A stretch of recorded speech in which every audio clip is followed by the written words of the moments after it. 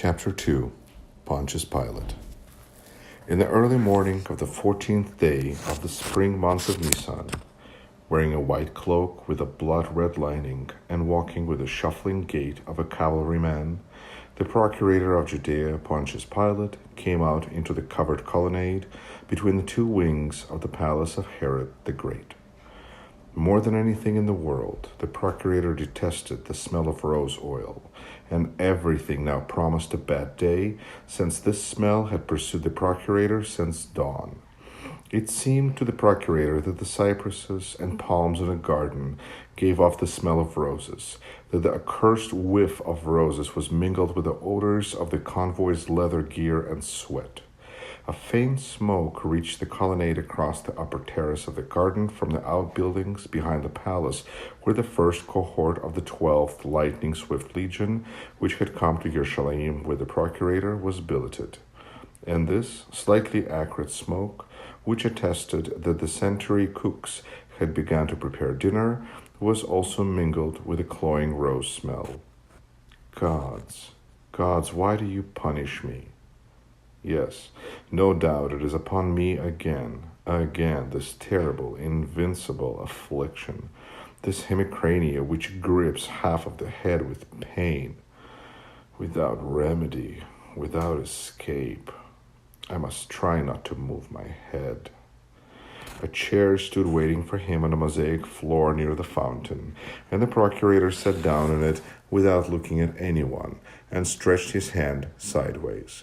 His secretary deferentially placed a sheet of parchment in his hand.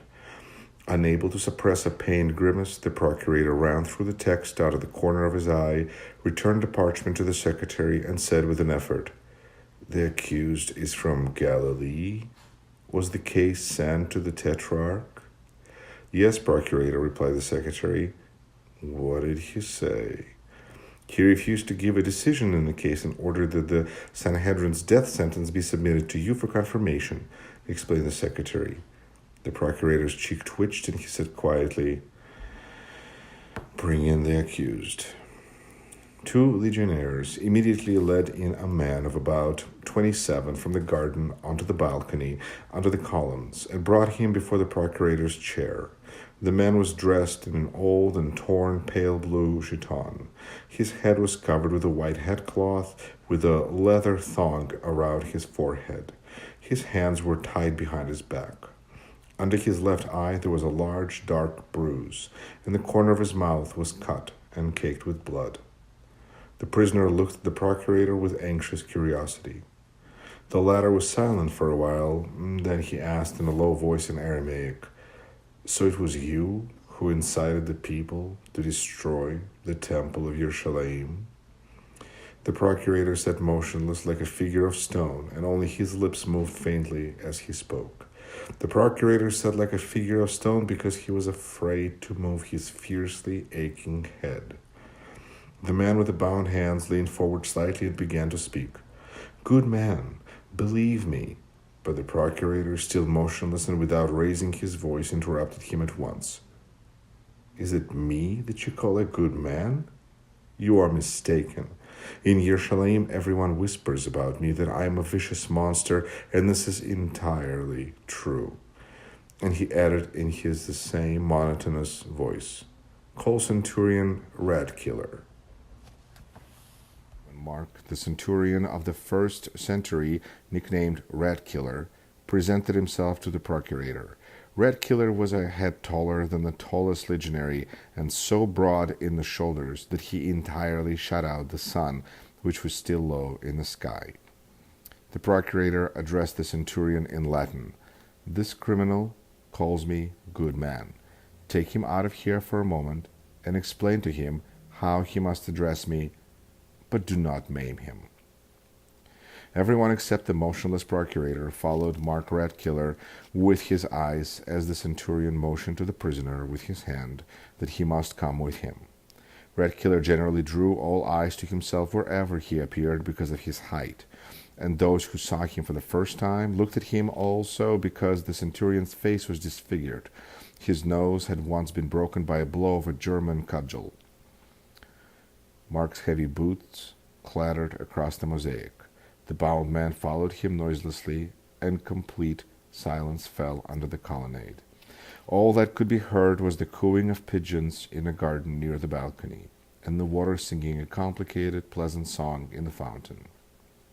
The procurator would have liked to get up and let the water run over his temple and stay so, motionless, but he knew that even this would not help. Bringing the prisoner from the colonnade into the garden, Red Killer took a lash from the hands of a legionary standing at the foot of a bronze statue. Swinging lightly, he struck the prisoner across the shoulders. The centurion's movement was careless and easy, but the bound man instantly crashed to the ground as though someone had cut him down. He gasped for air, the color drained out of his face, and his eyes became expressionless. With his left hand, Mark lightly lifted up the fallen man as though he were an empty sack, set him on his feet, and spoke nasally, mispronouncing the Aramaic words. The Roman procurator must be addressed as Hegemon. Speak no other words. Stand still. Do you understand me, or shall I hit you again? The prisoner swayed but mastered himself. His color returned. He drew his breath and answered hoarsely, I understand you. Don't hit me. A moment later he stood again before the procurator. The flat, sick voice asked, Name? Mine? Hastily asked the prisoner, expressing with all his being his readiness to answer clearly and provoke no further anger. The procurator said in a low voice, I know mine. Don't pretend to be more stupid than you are. Yours. Yeshua, the prisoner answered promptly. Any surname? Ha-Nozri. Where are you from? From the city of Gamala, the prisoner replied, indicating with his head that somewhere far away to the right of him, in the north, there was a city called Gamala. Who are you by birth? I do not know exactly, the prisoner answered quickly. I don't remember my parents. I was told that my father was a Syrian. Where is your permanent home? I have no permanent dwelling place, the prisoner answered shyly. I travel from town to town. This can be put more briefly in a single word.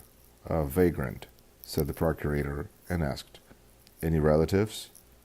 None. I am alone in the world. Are you literate? Yes. Do you know any language besides Aramaic? Yes, Greek. A swollen eyelid rose a little, and an eye blurred with suffering stared at the prisoner. The other eye remained shut. Pilate spoke in Greek. So you intended to destroy the temple and called upon the people to do it? The prisoner became animated again, and his eyes lost the expression of fear. He answered in Greek.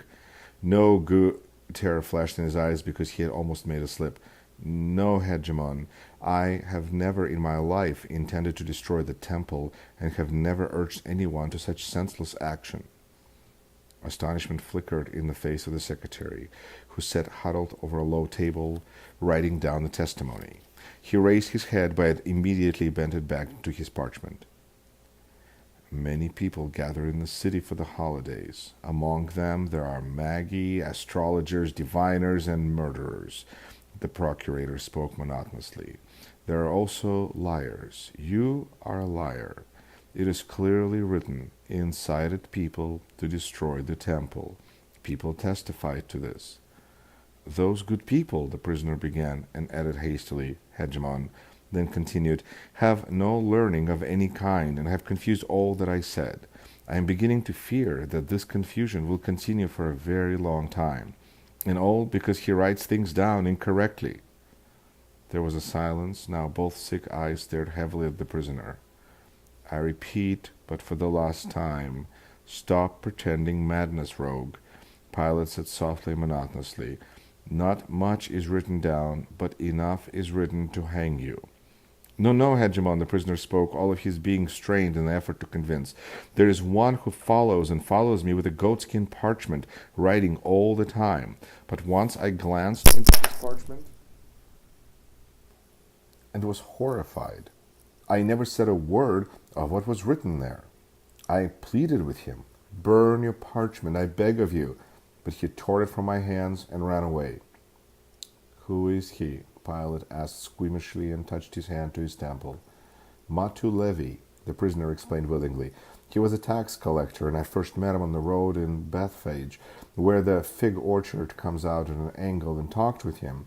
At first he treated me with enmity and even insulted me, or rather thought he was insulting me by calling me a dog. The prisoner smiled. Personally, I see nothing bad in this animal to take offense at this word. The secretary stopped writing and stealthily threw an astonished glance, not at the prisoner, but at the procurator. However, after listening to me, he began to soften, continued Yeshua, and finally he threw his money away on the road and said that he would come wandering with me. Pilate smiled wryly with one cheek, baring his yellow teeth, and said, turning his whole body to the secretary, "O city of Jerusalem, what stories will you hear in it? A tax collector throwing money on the road." The secretary, not knowing how to reply to this, chose to mimic Pilate's smile. He said that money had become hateful to him. Yeshua explained Matthu's strange behavior and added, "And ever since that day he has been my traveling companion." Still showing his teeth, the procurator glanced at the prisoner, then at the sun, which was relentlessly rising over the equestrian statues of the hippodrome that day, far below on the right. And suddenly, with unbearable distress, he thought that it would be simplest of all to get rid of this strange rascal by pronouncing two short words: hang him. To get rid of the convoy as well, to leave the colonnade and go to the interior of the palace, to order the room to be darkened, to throw himself on the couch, demand cold water, call his dog Banga in a piteous voice, and complain to him about the hemicrania. And the thought of poison suddenly flashed temptingly through the procurator's sick head. He looked at the prisoner with bleary eyes and sat in silence for a time, painfully trying to remember why this prisoner with a face maimed and bruised by blows was standing before him under the pitiless morning sun of Jerusalem, and what unnecessary questions he still had to ask the man. "Matthu Levi?" the sick procurator asked hoarsely and closed his eyes. "Yes, Matthu Levi," he heard the high, tormenting voice. "But what, after all, did you say about the temple to the crowd in the marketplace?" The answering voice seemed to stab at Pilate's temples, was unbearably painful as it spoke. "I said, Hegemon, that the temple of the old faith would fall, and that a new temple of truth would arise. I said it in these words to make it easier to understand." "But why did you disturb the people in the marketplace, wandering beggar, talking to them about the truth of which you do not have any conception? What is truth?" And the procurator thought, "Oh gods, I'm asking him questions about things that have nothing to do with the trial. My mind does not serve me any more." And again he had a vision of a cup of dark liquid. "Poison, give me poison." And once again he heard the voice. "The truth is, first of all, that your head aches, and aches so badly that you are giving yourself over to cowardly thoughts of death. It is not only more that you can bear talk to me, but it is even difficult for you to look at me. And at this moment I am involuntarily your torturer, which grieves me. You cannot even think of anything, and you are dreaming only of being with your dog, which is evidently the only creature you are attached to. But your suffering will be over soon. Your headache will pass." The secretary stared at the prisoner with bulging eyes and stopped writing in the middle of a word. Pilate raised his tormented eyes to the prisoner and saw that the sun was already quite high over the hippodrome, that a ray had penetrated under the colonnade, and it was creeping up to Yeshua's worn sandals, and that he was trying to step out of the sun. The procurator rose from his chair, pressed his head with his hands, and his yellowish shaven face expressed awe, but he immediately suppressed it by an effort of will and lowered himself into the chair again. The prisoner, meantime, continued to speak, but the secretary recorded nothing more and merely drank in every word, stretching out his neck like a goose. "Well, now it is over," said the prisoner, looking at Pilate with good will, "and I am very glad. I would advise you, Hegemon, to leave the palace for a while and take a stroll somewhere in the vicinity, perhaps in a garden on Mount Elion. The storm will break." The prisoner turned and squinted at the sun. "Later, toward evening. A stroll would do you much good, and I will be pleased to accompany you. Some new thoughts have come to my mind, and I believe that they might interest you. I should be glad to share them with you, especially since you impress me as a very intelligent man." The secretary turned deathly pale and dropped the scroll on the floor. "The trouble," continued the bound prisoner without being stopped by anyone, "is that you keep to yourself too much and have lost all faith in men. After all, you must agree, a man cannot place all of his affection in a dog. Your life is too barren, Hegemon." And the speaker permitted himself a smile.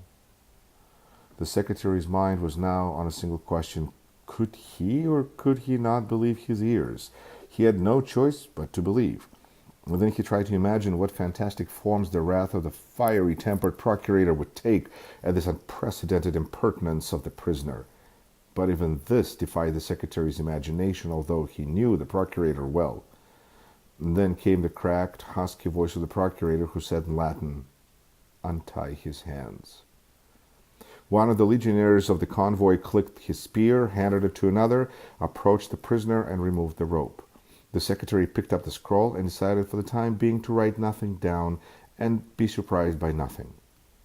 "Admit it," Pilate said in an undertone in Greek. "You are a great physician?"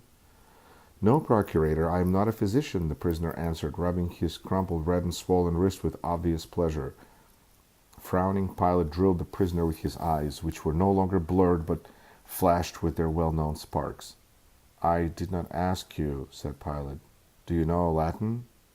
"Yes, I do," said the prisoner. The color rose on Pilate's sallow cheeks, and he asked in Latin, "How did you know I wanted to call my dog?" "Very simply," the prisoner replied in Latin. "You moved your hand in the air," and he repeated Pilate's gesture, "as if you wanted to stroke, and your lips—" "Yes," said Pilate. They were silent for a while. Then Pilate asked in Greek, "So you are a physician?" "No, no," the prisoner answered quickly. "Believe me, I am not a physician." "Very well. If you wish to keep it a secret, do. This has no direct bearing on this case. So you say that you did not urge anyone to destroy or set fire to the temple or to demolish it in any other way?" "I repeat, Hegemon, I have never urged anyone to do such things. Do I look like a half-wit?" "Oh, no, you don't look like a half-wit," the procurator said quietly, and smiled a strange and terrible smile. "Swear to me, then, that this has never happened." "What do you want me to swear by?" asked the unbound prisoner with animation. "Well, let us just say by your life," said the procurator. "This is just the time to swear by it, for it hangs by a hair. You must know that." "And is it your belief that you have hung it so, Hegemon?" asked the prisoner. "If so, you are very mistaken." Pilate started and spoke through his teeth. "I can cut this hair." "There, too, you are mistaken," the prisoner said with a luminous smile, shielding himself from the sun with his hand. "You must agree that the hair can surely be cut only by him who had hung it." "Well, well," Pilate said, smiling. "Now I do not doubt that the idlers of Jerusalem followed your every step. I do not know who hung your tongue on its hinges, but it is hung well. Incidentally, tell me, is it true that you came to Jerusalem through the Susa gate, mounted on an ass, and followed by a multitude crying welcome to you as a prophet?" And the procurator pointed to the parchment scroll. The prisoner gave the procurator a puzzled look. "I have no ass, Hegemon," he said. "It is true that I came to Jerusalem through the Susa gate, but I came on foot. My only companion was Matthu Levi, and nobody cried anything to me, for nobody knew me then in Jerusalem." "And do you know these men?" continued Pilate, without taking his eyes away from the prisoner, "a certain Dismas, Gestas, and Baraban?" "These good men I do not know," said the prisoner. "Is this the truth?" "It is the truth." "Now tell me, why do you use the word good man all the time? Do you call everyone that?" "Everyone," answered the prisoner. "There are no bad people in the world." "I hear this for the first time," said Pilate, with a wry smile, "but perhaps I know life too little.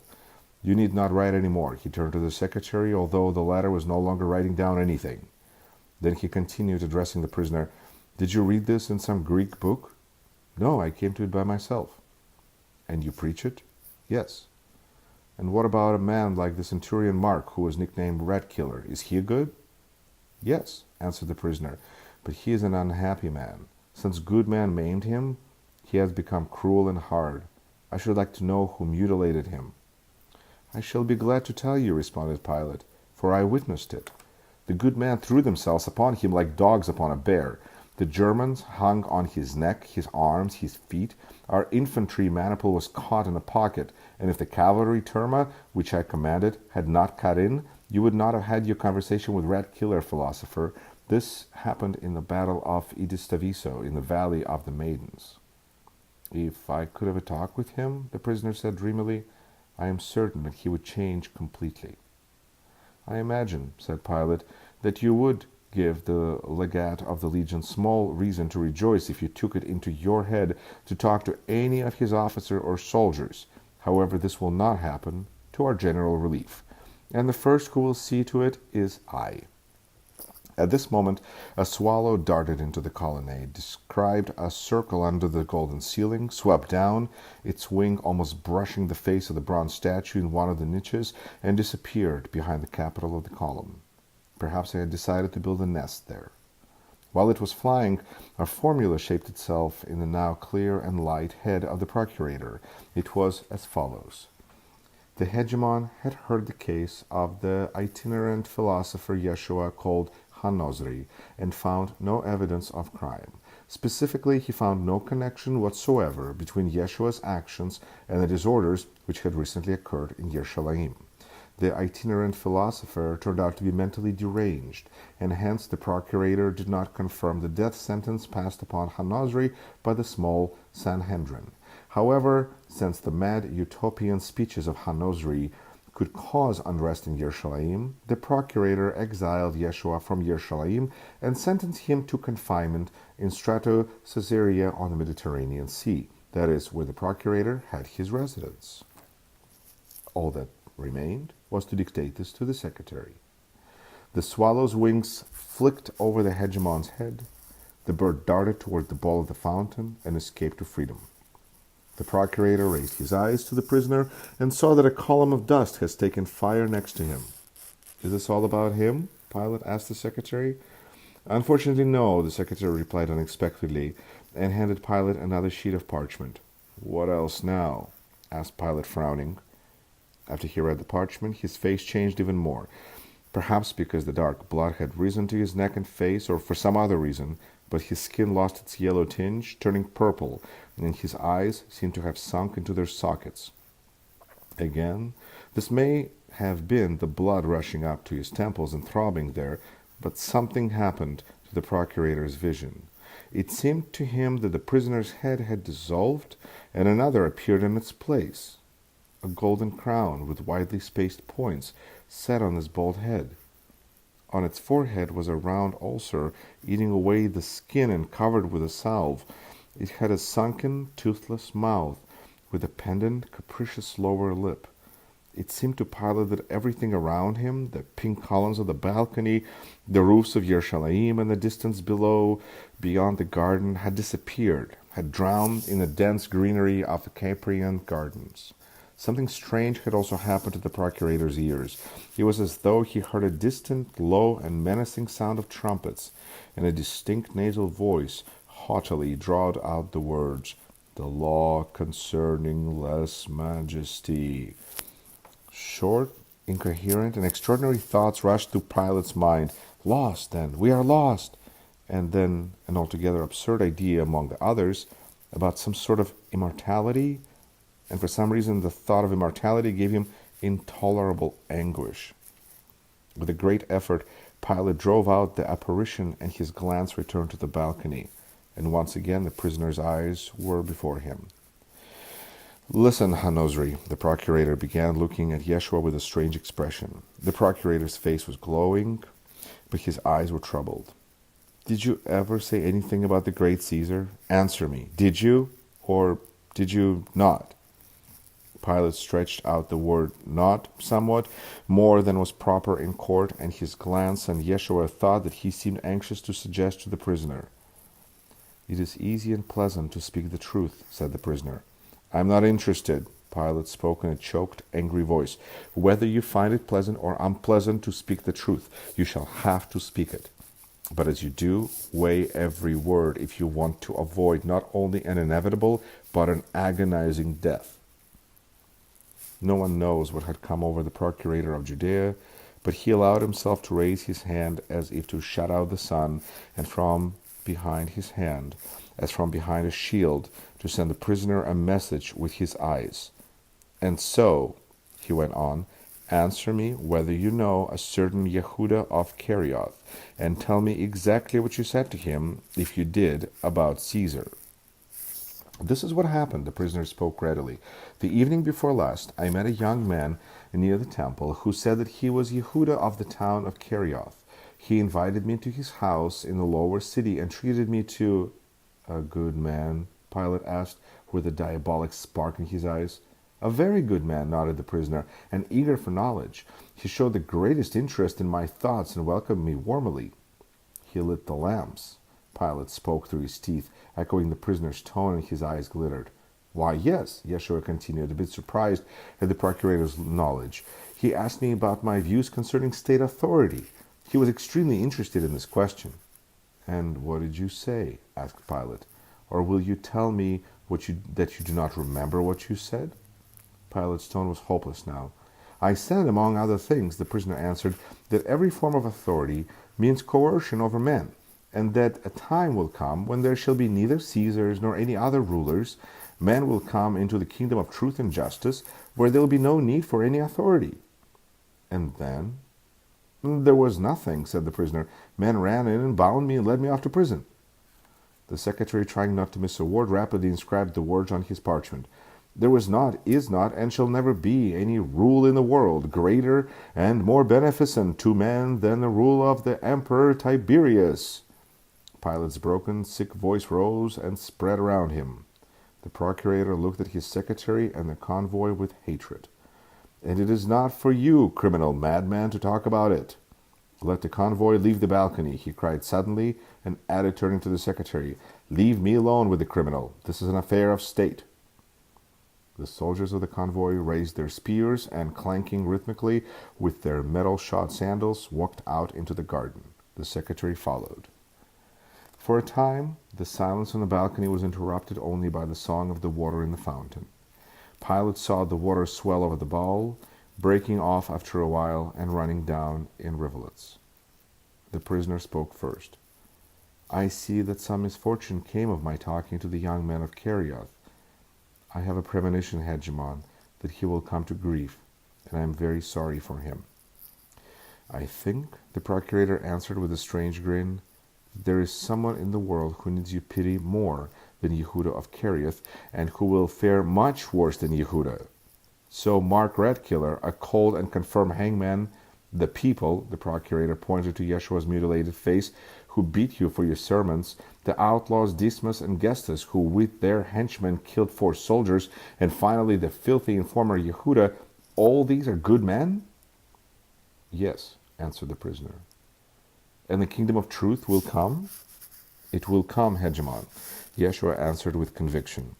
It will never come, Pilate cried suddenly in such a dreadful voice that Yeshua started back. In this voice, many years ago, Pilate had cried to the horsemen in the Valley of the Maidens, Slash at them! Slash them! The giant red killer is trapped! He raised his voice, cracked from years of shouting commands, still higher, crying out the words so that they would be heard in the garden. Criminal! Criminal! Criminal! Then lowering his voice, he asked, Yeshua Ha-Nozri, do you believe in any gods? There is one God, answered Yeshua, and I believe in him. Pray to him then. Pray harder. However, Pilate's voice dropped. It will not help. You have no wife? He asked with anguish, unable to understand what was happening to him. No, I am alone. Hateful city, the procurator muttered suddenly, and his shoulders twitched as if he were chilled. He rubbed his hands as though washing them. It would have been much better, really, if someone had cut your throat before you met Yehudah of Kerioth. Why don't you let me go, Hegemon? The prisoner asked suddenly, and his voice became anxious. I see they want to kill me. Pilate's face contorted with a spasm. He turned the inflamed, red-veined whites of his eyes to Yeshua and said, Do you suppose, wretched man, that the Roman procurator will release a man who said that what you have said? O gods, gods, or do you think that I am prepared to take your place? I do not share your thoughts. And listen to me, from this moment on, if you will say a single word, if you address anyone at all, beware of me. I repeat to you, beware. Hegemon. Silence, cried Pilate, and with a furious glance followed the swallow which had again darted into the balcony. Here, he shouted. And when the secretary and the convoy returned to their places, Pilate declared that he had confirmed the death sentence passed by the small Sanhedrin upon the criminal Yeshua Ha-Nozri. The secretary wrote down Pilate's words. A moment later, Mark Ratkiller stood before the procurator. He was ordered by the procurator to turn the criminal over to the chief of the secret service, and to relay the procurator's command that Yeshua Ha-Nozri be kept apart from the other condemned, and also that the soldiers of the secret service detachment be forbidden, under threat of severe punishment, to speak with Yeshua about anything, or to answer any of his questions. At a sign from Mark, the convoy closed around Yeshua and led him from the balcony. After that, a handsome, fair-bearded man appeared before the procurator. Eagle feathers crested his helmet, gold lion heads glittered on his chest, and golden spangles adorned the hilt of his sword. The lace, knee-high footwear on triple soles, and the purple cloak thrown over his left shoulder. He was the legate in the command of the legion. The procurator asked him where the Sebastian cohort was at the moment. The legate reported that the Sebastian served as the cordon around the square before the hippodrome, where the sentences over the criminals were to be announced to the people. The procurator instructed the legate to select 2 centuries from the Roman cohort. One, under Red Killer's command, was to convoy the criminals, the carriages with the instruments of execution, and the executioner to Bold Mountain, and then to join the upper cordon on arrival there. The other century was to be sent immediately to Bold Mountain and set up a cordon without delay. The procurator asked the legate to assign an auxiliary cavalry regiment, a Syrian, to the same task, that is, to guard the mountain. When the legate had departed from the balcony, the procurator commanded his secretary to summon to the palace the president of the Sanhedrin, 2 of its members, and the chief of the temple service of Jerusalem, but added that he wanted an opportunity to speak to the president alone before conferring with all those people. The procurator's command was carried out promptly and exactly.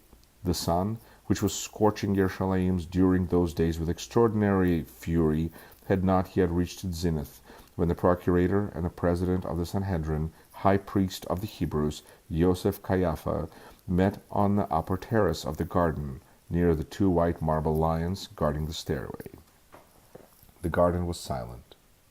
When the procurator came out from under the colonnade, onto the sun-flooded upper level of the garden, with its palms on monstrous elephant feet, he could see, spread out before him, the entire hateful city of Jerusalem, with its hanging bridges, fortresses, and, worst of all, that utterly indescribable hulk of marble with golden dragon scales instead of a roof, the temple of Jerusalem.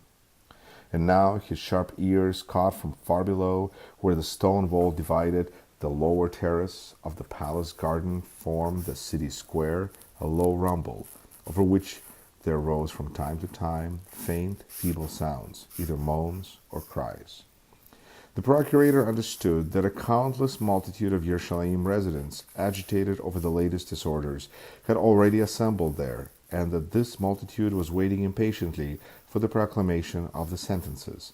The cries he heard came from the restless vendors who sold water. The procurator began by inviting the high priest to the balcony out of the merciless heat. But Caiaphas politely excused himself, explaining that it was impossible for him to accept this invitation on the eve of the holiday. Pilate threw a hood over his head, which was beginning to go bald, and opened the conversation. This conversation took place in Greek. Pilate said that he had looked into the case of Yeshua Ha-Nozri and had confirmed the death sentence. Thus, 3 outlaws had been condemned to be executed that day: Dismas, Gestas, and Baraban, and also this Yeshua Ha-Nozri. The former 2, who had taken it into their heads to instigate the people to rebellion against Caesar, had been taken fighting by the Roman authorities. They were under the procurator's jurisdiction and were not in question here.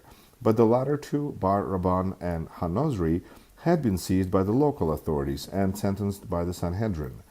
According to the law and according to custom, one of these two criminals would have to be released in honor of the great holiday of Passover that was about to begin that day. And so the procurator wished to know which of the two criminals the Sanhedrin intended to release, Bar-Rabban or Ha-Nozri. Caiaphas inclined his head to signify that the question was clear to him and replied, "The Sanhedrin begs to release Bar-Rabban." The procurator knew very well that this would be the high priest's answer, but it was his purpose to show that he was astonished at it. Pilate did this with great skill. The eyebrows on the haughty face rose, and the procurator looked with amazement straight into the high priest's eyes. "I confess, I am astounded by your answer," the procurator spoke mildly. "I am afraid there may be some misunderstanding here." Pilate explained himself. The Roman government had no wish whatsoever to interfere with the prerogatives of the local spiritual authorities. The high priest surely knew this, but in this case there seemed to be an obvious error, and the Roman government was of course interested in correcting this error. Indeed, the crimes of Bar-Rabban and Ha-Nozri were in no wise comparable in their gravity. If the latter, who was clearly a madman, was guilty of absurd utterances in Jerusalem and certain other places, the former bore the burden of far heavier guilt. Not only had he permitted himself direct appeals to rebellion, but he had also killed a soldier during the attempt to capture him. Bar-Rabban was far more dangerous than Ha-Nozri. By virtue of the foregoing, the procurator begged the high priest to review the decision and liberate the less harmful of the two condemned, and that was unquestionably Ha-Nozri. And so? Caiaphas replied in a low but firm voice that the Sanhedrin had made a careful study of the case, and hence he would repeat that he intended to free Bar-Rabban. "Indeed, even after my intercession, the intercession of him who speaks for Rome?" High priest repeated for the third time.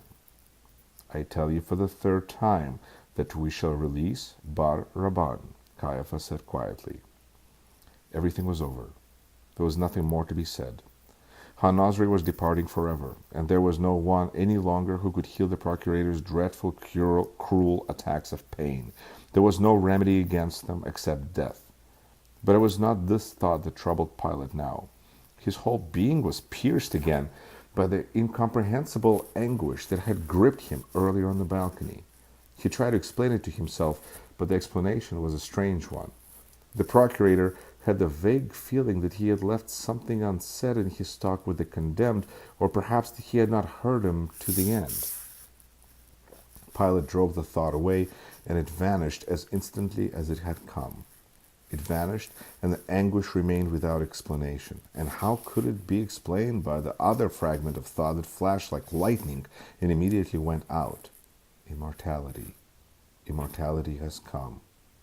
Whose immortality? The procurator did not understand it, but the thought of this mysterious immortality made him turn cold in the blazing sun. "Well," said Pilate, "so be it." He glanced around him at the visible world and was astonished at the change. The rose bush weighted down by flowers was gone, as were the cypresses bordering the upper terrace, and the pomegranate tree, and the white statue within the greenery, and the greenery itself. Instead of all this, an opaque purple wave swam before him. Strange water weeds swayed within it, floating away somewhere and carrying Pilate with them. He was now swept away, burning and suffocating with the most terrible of wraths, the wrath of impotence. "I cannot breathe," said Pilate. "I cannot breathe." He tore the buckle from the collar of his cloak with a cold, moist hand, and it fell onto the sand. "It is sultry day today. A storm is coming," answered Caiaphas, never taking his eyes from the procurator's flushed face and foreseeing all the ordeal still before him. "What a terrible month of Nisan we have this year." "No," said Pilate, "it is not because the day is sultry, but because you crowd me, Caiaphas." Then Pilate smiled, narrowing his eyes, and nodded. "Take heed of yourself, high priest." The high priest's dark eyes flashed, and no less skillfully than the procurator some moments earlier, his face assumed an expression of astonishment. "What do I hear, procurator?" Caiaphas replied with calm pride. You threaten me after confirming the sentence yourself? Can this be? We are accustomed to see the Roman procurator choose his words carefully before speaking. What if someone should hear us, Hegemon? Pilate looked at the high priest with dead eyes. Then, baring his teeth, he showed a smile. What are you saying, high priest? Who can hear us now in this place? Am I a boy, Caiaphas? I know what I speak and where I speak it. The garden is surrounded by guards, and the palace is guarded so well that not a mouse could slip in through a crack. A mouse. Not even that one, whatever his name, of the town of Kerioth. By the way, do you know such a man, high priest? Oh yes, if such a man slipped in here, he would be bitterly sorry for himself. You will surely believe me when I say this, high priest.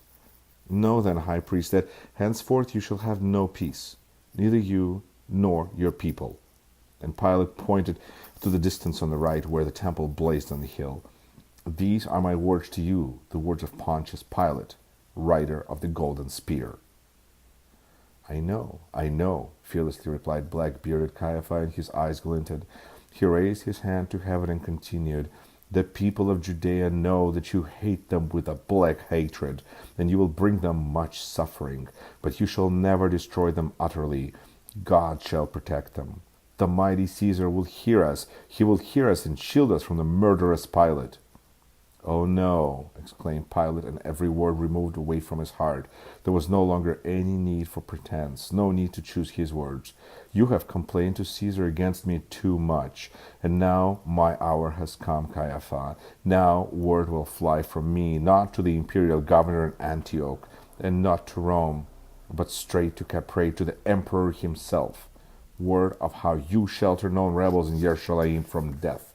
And it is not water from Solomon's pond that I will bring to Jerusalem as I had meant to do for your good. No, it is not water that shall flood your streets. Remember well, I had to take the shields with the emperor's insignia down from the walls, how I had to move the troops, how, as you see, I had to come myself to look into what goes on here. Remember my word, high priest. You shall see more than a single cohort in Jerusalem. No, the entire legion of fulminatus will come to the walls of the city. The Arab horsemen will come, and you shall hear bitter weeping and moans. You shall then remember Bar Rabban, whom you saved. The high priest's face was covered with spots. His eyes burned. Like the procurator, he smiled, showing his teeth, and said, Do you believe your own words, procurator? No, you do not.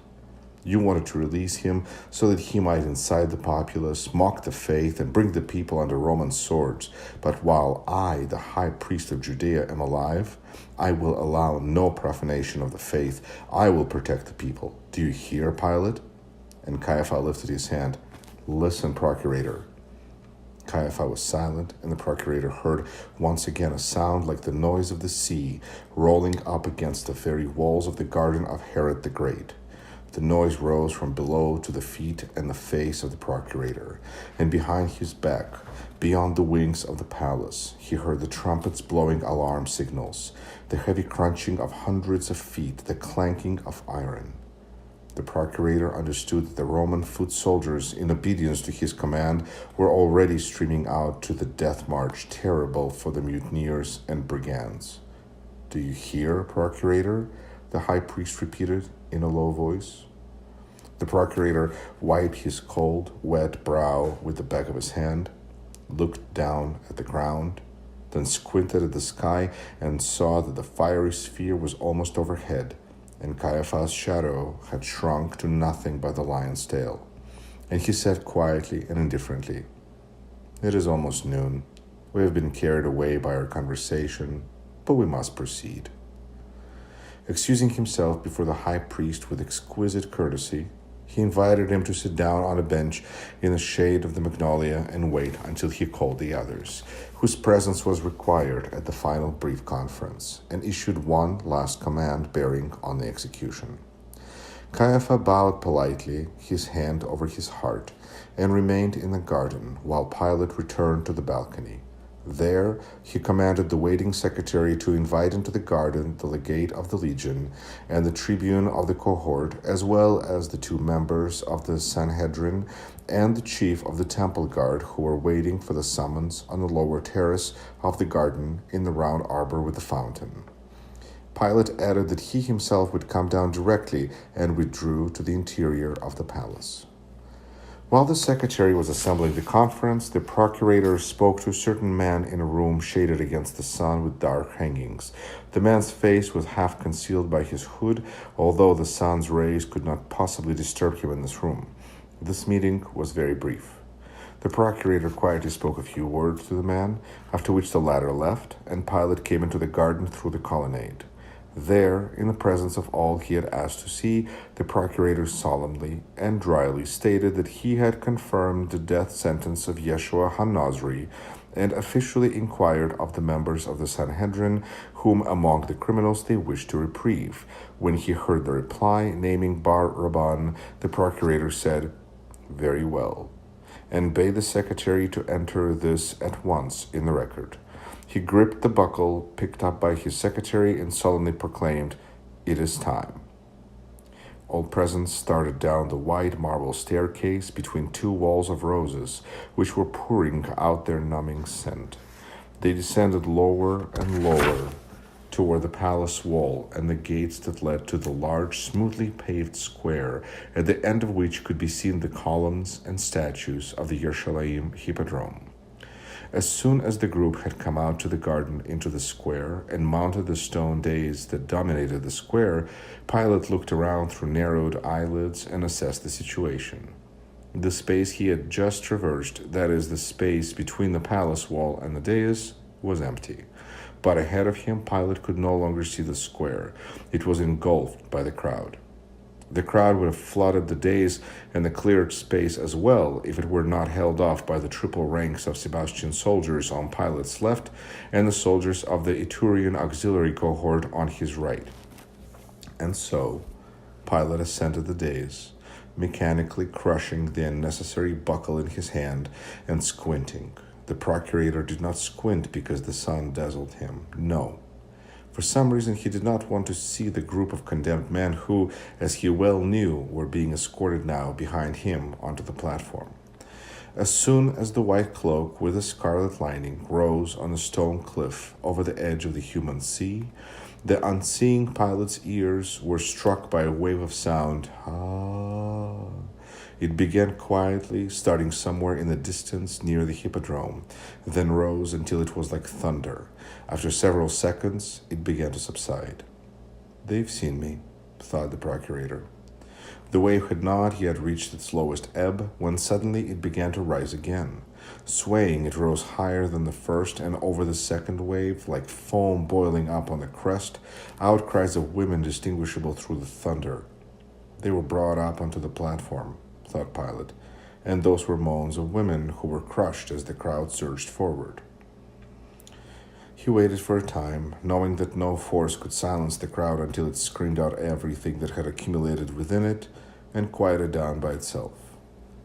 When this moment arrived, the procurator threw up his right hand, and the last breath of sound was blown away. Then Pilate inhaled as much of the fiery air as he could and shouted, his broken voice carrying over thousands of heads, "In the name of Caesar, Imperator!" His ears were assaulted by choppy iron shouts, repeated several times. Throwing up their spears and ensigns, the soldiers of the cohort sent up a deafening cry, long live Caesar!" Pilate threw back his head and thrust it up directly at the sun. A green light flashed under his eyelids. It set his brain afire, and the hoarse Aramaic words flew over the crowd. 4 criminals arrested in Jerusalem for murder, incitement to rebellion, and mockery of the laws and faith have been condemned to an ignominious death by hanging from posts. This execution shall take place presently on Bald Mountain. The names of the malefactors are Dismas, Gestas, Bar-Rabban, and Ha-Nozri. They are here before you. Pilate pointed with his right hand, without seeing any malefactors, but knowing they were there, in a place where they had to be. The crowd answered with a long, rumbling sound, as of astonishment or relief. When it subsided, Pilate continued, "But only 3 of them shall be hanged. For according to law and custom, the all generous Caesar Imperator shall, in honor of the holiday of Passover, bestow on one of the condemned, as chosen by the small Sanhedrin and confirmed by the authority of Rome, the gift of his contemptible life." Pilate shouted the words, and at the same time listened to the great silence following the wave of sound. Not a sigh or a whisper reached his ears now, until the moment came when Pilate felt as though everything around him had vanished utterly. The city he hated died, and he stood there, scorched by the vertical rays, his face thrust up into the sky. Pilate clung to the silence for a moment, and then cried out, "The name of him who shall now in your presence be released." He paused again, holding back the name, checking in his mind whether he had said everything that needed to be said, for he knew that the dead city would return to life after he uttered the name of the fortunate one, and no other words would be heard thereafter. "All?" Pilate whispered soundlessly to himself. "All?" The name, and rolling the R over the silent city, he cried, "Barabbas!" It seemed to him that the sun rang out and burst over his head and filled his ears with fire. Within this fire there was a storm of roars, screeches, moans, whistles, and laughter. Pilate turned and walked across the dais back to the steps, looking at nothing except the vari-colored tiles underfoot in order not to trip. He knew that a shower of bronze coins and dates was flying now behind his back onto the dais, that in the howling mob people climbed on their neighbors' shoulders, crushing one another to behold with their own eyes the miracle of a man who had already been in the jaws of death and yet escaped them. To see the legionaries remove the ropes that bound him, involuntarily causing him burning pain in the arms twisted during the interrogations, to see him groaning and grimacing with pain, yet smiling a crazy, vacant smile. Pilate knew that the convoy was already escorting 3 men with bound hands to the side stairs to the road leading west beyond the city to Bald Mountain. It was not until he was behind the dais that Pilate opened his eyes, knowing that he was safe now. He could no longer see the condemned. The vast moans of the crowd, which was beginning to subside, was now mingled with the piercing, clearly distinguishable voices of the criers, repeating all that the procurator had shouted from the dais, some in Aramaic, others in Greek. The procurator also heard the rapid clicking of approaching horses and the trumpet uttering a short, gay blast. These sounds were answered by the shrill whistles of the urchins on the rooftops along the street that led from the marketplace to the Hippodrome Square, and cries of "Look out!" A soldier who stood alone in a cleared area of the square with an ensign in his hand waved it anxiously, and the procurator, the legate of the legion, the secretary, and the convoy halted. The cavalry ala, speeding up its trot, flew out into the square to cross it at the edge, bypassing the crowd, and galloped to Bald Mountain by the shortest road, along the lane, past the stone wall overgrown with vines. As he passed Pilate, the commander of the ala, a Syrian, small as a boy and dark as a mulatto, uttered a cry in a high, thin voice, pulling his sword out of its sheath. His vicious, lathered black horse shied and reared. Thrusting the sword back into the sheath, the commander lashed the horse across the neck, straightened it, and galloped off into the lane. Behind him, 3 in a row, flew the horsemen in a cloud of dust. The tips of their light bamboo lances bobbed up and down. A stream of faces that seemed still darker under their white turbans dashed past the procurator with gaily bared, glittering white teeth. Raising a towering pillar of dust, the ala burst into the lane, and the last to gallop past Pilate was a soldier with a trumpet on his back, flaming in the sun. Shielding himself with his hand against the dust and wrinkling his face with displeasure, Pilate moved on toward the palace garden gate. The legate, the secretary, and the convoy followed him. It was about 10 o'clock in the morning.